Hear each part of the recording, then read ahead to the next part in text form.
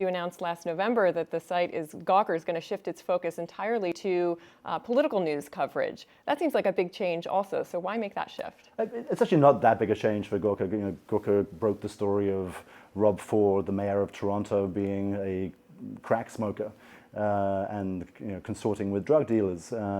We put out stories about the Craigslist congressman, the Republican congressman from upstate New York, who was sending around shirtless photographs of himself to women and I think transsexuals that he had met on Craigslist.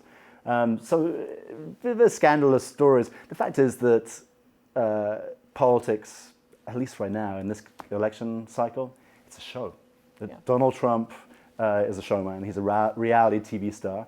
He seems to have as little grip on his real persona as Hulk Hogan does. I think we live in an era in which entertainment and reality shows and politics have all sort of merged, and it's a great topic. It's coming together. How's it going so far? This is a new shift, so has it had any impact on traffic? Did traffic drop because it was new? Traffic has actually gone up since November. I think we have Donald Trump to thank for that, but we, like a lot of other people in the news space, have benefited from.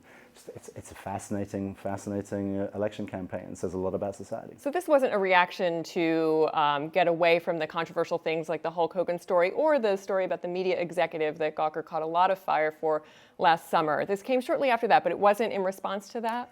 I think we have to recognize that Gawker, all of our 7 properties, really, including Deadspin and Jezebel and Gizmodo, they are the larger and more powerful than I think we recognized. And it's important for us, if we're going to punch up.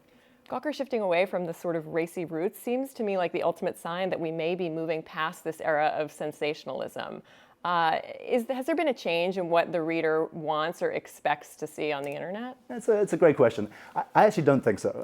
I think people are still like sensational stories, interesting stories as much as they ever did. I think what has changed is that there's more criticism. So there's more criticism of the criticism. So we're all surrounded when this is broadcast. I'm sure there'll be people tweeting and criticizing, probably more me than you, but that's an environment that we have to live in. So I think it's people are probably more conscious of the costs as well as the benefits. But you did say that you wanted to make stories. Gawker 10 to 15% nicer at one point, right? Yeah. What do you mean by that? I mean, just that. Literally that. Literally that. But do you think some of this and I think media companies, media brands, they need to course correct and they need to respond to their readership. I think that's how the system works. My problem with this Hulk Hogan trial, I think we should absolutely be held to account.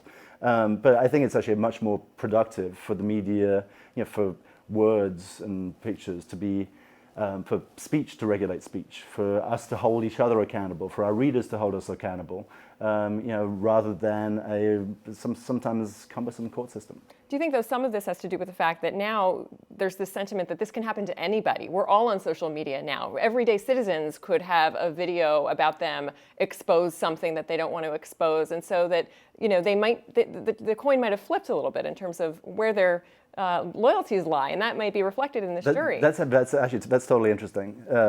Interesting point. I think we're all at least a little bit celebrities, or we're at least public in the sense that if we put photographs out or make claims on Facebook, then people might want to hold us to account. But we're also all critics, and we speak much more in public and we criticize much more in public. And so I think we are also in need of the protections for that kind of expression and speech.